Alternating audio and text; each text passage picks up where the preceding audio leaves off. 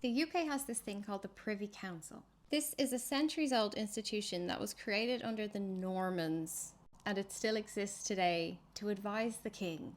It's not elected, it's rarely discussed, and it remains completely unaccountable. The Privy Council formally claims to advise the king, but in reality, what it does is provide legal cover for decisions made by the government, not the people.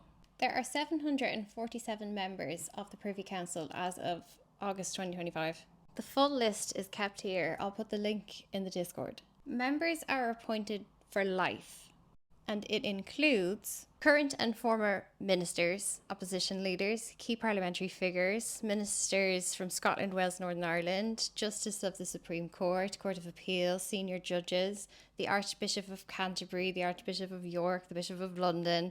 Typical royal figures include the heir apparent, the sovereign's consort, and then there's also civil servants, so a small number of senior officials, and rare appointments from the Commonwealth. The Privy Council dates back to the Norman monarch, long before democratic parliament existed, and it began as the monarch's private advisory body, hence the name Privy Council.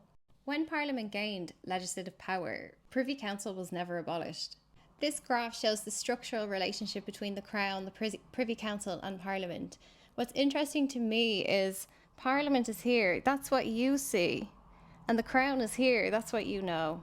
Behind that, behind the stage, is the Privy Council, and from there instructions out to Cabinet, out to the intelligence, out to the judiciary, and overseas territories.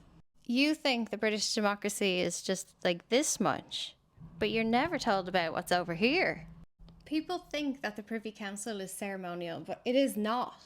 It has core powers. It uses something called orders in council. These are binding legal instruments.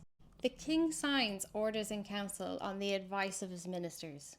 There's no vote, there's no debate, and they're rarely brought up in the mainstream media, so there's no public scrutiny of what this council does. Orders of council can be used for enacting sanctions or emergency powers, controlling overseas territories, imposing rules on data, surveillance, and security. It has even been used to reverse court decisions in overseas colonies. The Privy Council is not democratically legitimate. It is a feudal relic. This is the inner circle.